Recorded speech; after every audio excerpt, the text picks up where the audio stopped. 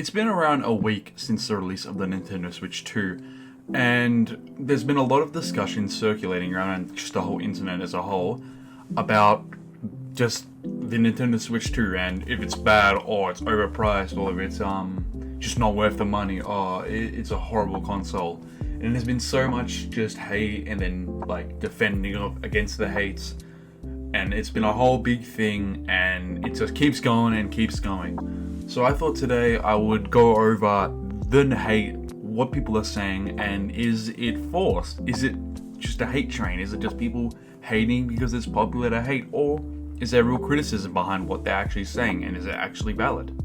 So I want to go over that in today's video, just because I'm a big fan of what Nintendo makes, but I can't say I'm the same as a company. I'm not really a fan of what they do as a company. So that's kind of from my position, and watching it all unfold has just been it's been something, man. It's every day there's something new to hate on with Nintendo. But without further ado, I think we'll get into today's video, and I hope you enjoy. Comment what your take is on the situation. My opinion will be different from yours, but that's just how it's going to be. I think the first major thing to go over in like just the whole discussion around the Switch 2 is this $80 games you don't own shit. Pretty much that is kind of that one. Like, I think a lot of that is just a lot of people hating for the sake of it, because yes, $80 games, it should not be a thing. Mario Kart World should not be $80, but if you really look at it, I mean, it's not really. I mean, most people just bought the bundle and it's like nowhere near as expensive for the game. Like, it was pretty cheap, honestly, compared to other games, because I just got it in the bundle. So if you look at it like that, and then you look at Donkey Kong, which is $70 USD, which is, I mean, that's still stupid. I get that. That is still dumb. But you can't then now decide, oh, that's a problem, that is a $70 game, because, well, you're not complaining for PS or Xbox or Steam games. Those, it didn't matter if those were overpriced, but now the second Nintendo does it, now it doesn't. Like, that's kind of, I think that's where a lot of people are annoyed, is the fact that a lot of the hate a lot of people have for this new Nintendo shit is not new things that's just new in the gaming industry. They've been happening for years and people didn't care. I think I've seen many replies on things like Twitter and TikTok and shit like that, where people are like, oh, I don't care about your money and shit like that, but you're ruining the gaming industry as a whole. But it's like, if it's been this way for years and you're only complaining now, it just seems like selective hate and selective outrage, when you could be going for all the companies. Like, yes, the game prices are out of proportion right now. That doesn't mean Nintendo's the only one doing it, or they're the ones who first did it. Sony are the ones who increased the game prices to $70, sorry. So, I don't get how you can say that. Now, for the price of the console, I don't even think there was even that. I didn't really have that much of a problem with it in the first place. Just because, if you look at all the other handhelds, like that new Xbox One, that's just a reskinned handheld that will cost $300, $400 more than the Nintendo Switch 2. So I don't get how you can defend that and then shit on the Nintendo Switch 2 for its price. Other than that, the whole not owning your games thing, that is bizarre, considering that no one really owns their games anymore. I mean, not much people. Like PS digital games, you don't own them, you own the license to them.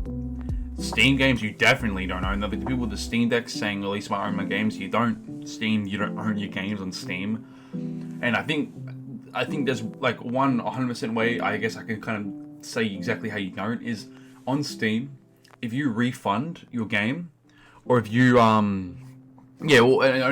only way you can do is actually if you refund. If you refund the game, then it's still in your library, but you can't play it. It just says purchase in your library, meaning they can just strip away your ability to play the game. So no, you don't own it. They can take it away whenever you want.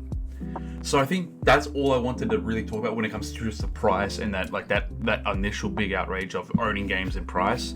But I think there is a lot more to the Nintendo Switch argument, and I think I need to cover more than just that big selective outrage, because there is, I do have to say, I think there is some valid criticisms coming Nintendo's way. Now, I think one of the bigger things with Nintendo Switch 2 is that whole bricking. Now, I do need to clarify that no, your console will not just brick, and they will not just brick it out of nowhere for no reason. That's not how it works. you kind of have to open up the system and mess with the voltage. Like, that's the only way it will brick. And I think they put it in place to stop modding on the console, so it's technically you can't steal from them if you like mod games over or shit like that. Now I get it, but also it's a shitty practice. I think that should be called out any day of the week. I mean, it's not cool. You know what I mean? Like, they're not the only company to do it, and other companies like Apple have done it. But I think people realize they can't just brick your shit. They can't do that. It's illegal. I'm pretty sure Apple got sued in the EU, I believe, for doing that to people by slowing down older phones. So they encouraged to buy the new ones. They got sued and had to pay out a lot of money for that. So you can't legally just brick a console or make it worse for any, like, you can't do that just for no reason. But I think what it also does is makes it really hard to self-repair a Nintendo Switch 2. And it basically just means you have to, you have to go to Nintendo to fix it. And it kind of doesn't allow you to fix it yourself, which I do think is a big problem, and that's stupid. Like, that should be called out. And I think there's a lot of things Nintendo have done wrong in the past and still currently do. There is a lot to criticize them for. I just want to make that very clear. I don't want to seem like I'm defending Nintendo on everything. I'm not, I promise. Nintendo, they have a lot of issues. And I think the thing is that even with what I was saying before of defending Nintendo and saying like other companies doing it as well, that doesn't make it right. You know what I mean? Nintendo are still shitty for doing what they're doing. It doesn't matter if everyone else is doing it, you're still doing it as well. I think that needs to be clear as well. You cannot just say, oh, well, everyone else does it, so it's fine.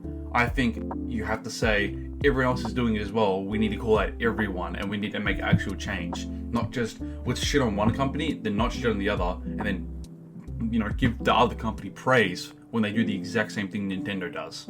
Now, obviously, there's going to be the people that just say stupid shit like, "Oh, Nintendo, there's no games on the Switch 2. Oh, it's just a reskin to Switch 1." Like, obvious things that anyone with a brain realizes is not true. Like, obviously, like, you can look at PS5 and Xbox Series X and see the releases they had on launch, which is shithole. And I mean, that's the thing. Most reasonable people will be able to see most of the arguments, be like, wait, no, that's happened before with other companies. Why is it now outrage now? Most people are going to be fine with that.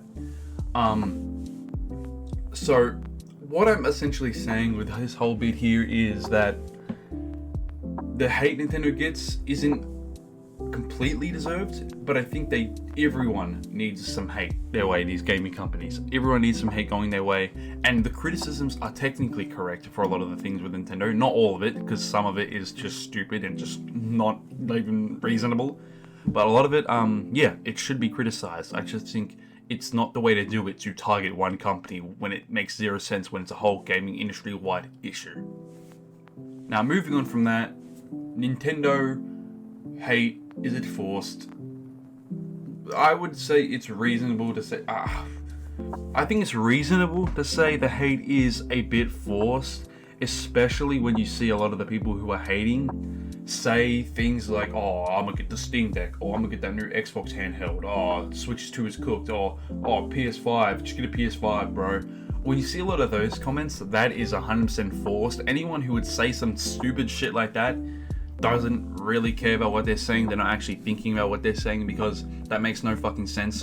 Don't buy this expensive console, buy this other expensive console that also has the same or even worse issues as this one. It's like, why? Like, you're defending one company doing the same thing and then shitting on a company for doing the same thing. It's a bit like, yeah, that's pretty forced. And especially one of the things I need to make most clear is especially the people who just shit on people for buying a Switch 2, or even just like, I've seen people just playing Mario Kart World, having fun, and just posting a clip on Twitter, or I mean, of course Twitter will be angry, but on TikTok and shit, in the comments like, bro, why'd you buy a Switch 2? Like, why would you do that? It's like, just let people have fun, man. It doesn't affect you what they do with their money. You know what I mean?